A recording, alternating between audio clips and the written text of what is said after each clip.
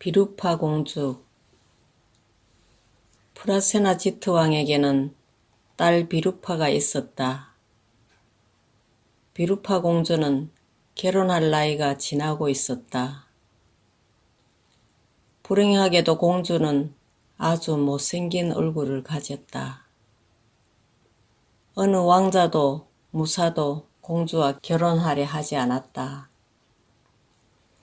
천한 장사꾼까지도 공주를 곁눈으로 엿보고 달아나 버렸다.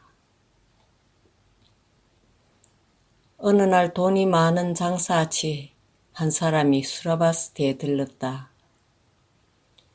장사꾼의 이름은 강가였다. 왕은 강가가 수라바스트에는 낯선 나그네라는 것을 생각했다. 강가는 내 딸을 한 번도 보지 못했다. 그리고 공주가 추악하게 생겼다는 소문도 아직 듣지 못했을 것이다. 그에게 딸을 시집 보내야겠다. 그는 왕의 청혼을 거절할 수는 없을 것이다. 왕은 강가를 궁으로 불렀다.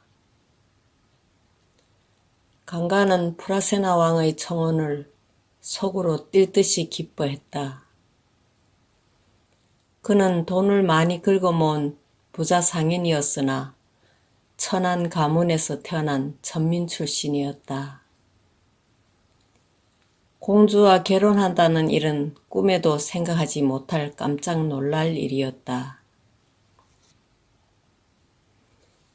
그는 고개가 저리도록 절하며 청혼을 받아들였다. 그러면 오늘 밤 다시 궁으로 오게나. 여기서 혼례를 치르고 그대 고향으로 함께 가게나. 강가는 왕의 말을 따랐다. 밤이 되었다. 공주 비루파의 얼굴은 베일에 덮어 보이지 않았다. 두 사람의 결혼은 어두운 가운데 치루어졌다. 결혼식이 끝나 비루파는 남편을 따라 궁을 떠났다. 이튿날 아침 강가는 아내의 얼굴을 보게 되었다. 그는 공주의 추악한 얼굴에 크게 놀랐다. 너무나 추하고 흉한 모습이어서 눈길을 주는 것조차 내키지 않았다. 강가는 비루파 공주를 쫓아내고 싶었다. 그러나 감히 그러지는 못했다. 아버지인 왕이 복수할 것이기에 강가는 마지못해 그녀를 집안에 두었다. 하지만 그녀는 어디에도 나갈 수가 없었다. 감옥에 갇힌 죄수처럼 방구석에 앉아 지냈다. 강가가 아내를 밝은 데 나가 얼굴을 드러내는 것을 금지했기 때문이다. 비루파 공주는 불행하기만 했다. 남편에게 아무리 사랑을 구해도 돌아오는 것은 경멸뿐이었다.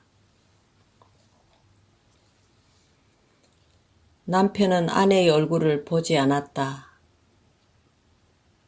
말을 거는 일도 없었다.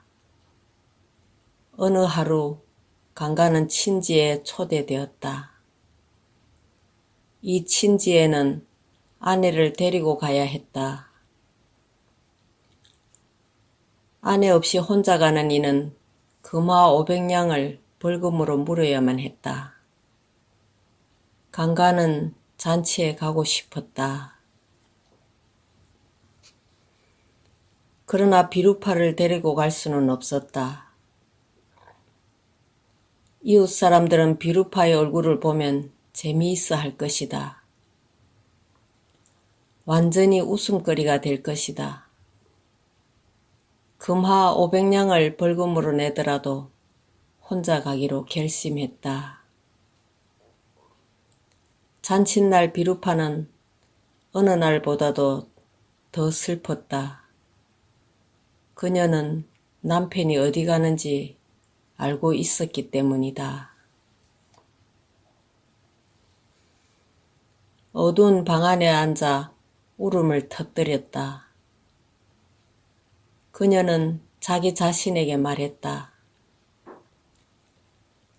나의 인생처럼 불행하고 가엾은 인생이 어디에 있을까?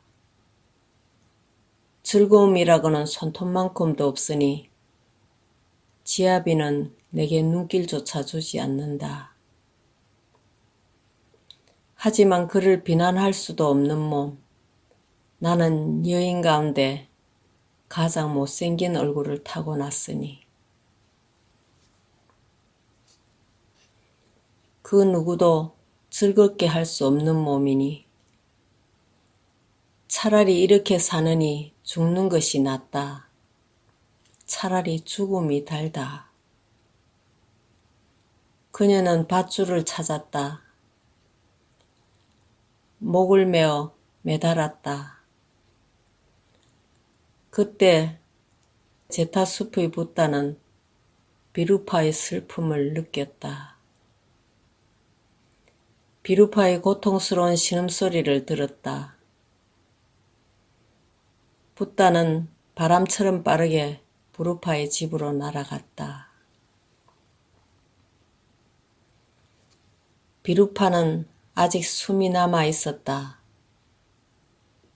붓다는 그녀의 목에 감겨있는 줄을 풀었다. 그녀는 다시 목숨을 찾았다. 붓다가 그를 도와준 것을 알았다. 붓다의 발 아래 몸을 던졌다. 붓다는 말했다. 거울을 보라 비루파여. 그녀는 거울에 자신을 비추었다. 기쁨과 놀라움에 섞인 부르짖음을 토했다. 비루파의 얼굴은 마치 신의 딸처럼 아름답게 변했다. 비루파는 붓다에게 예배하려고 했다. 그러나 이미 붓다는 거기에 있지 않았다. 잔치에 간 강가는 조금도 행복하지 않았다. 그의 친구들이 짓궂게 놀려댔다. 그대의 아내를 왜 두고 왔는가? 우리가 그녀를 보는 것이 겁이 나는가 보군. 굉장히 아름다운 여인일 거야. 그대 질투 많은 남편아. 강가는 어떻게 대답해야 할지 몰랐다. 잔치가 지루하게 느껴지고 잔치에 온 것이 후회되었다. 한 친구가 그에게 술잔을 건넸다. 마셔보게. 우린 웃고 있는데 그대 혼자 눈에 눈물이 가득 고여있네.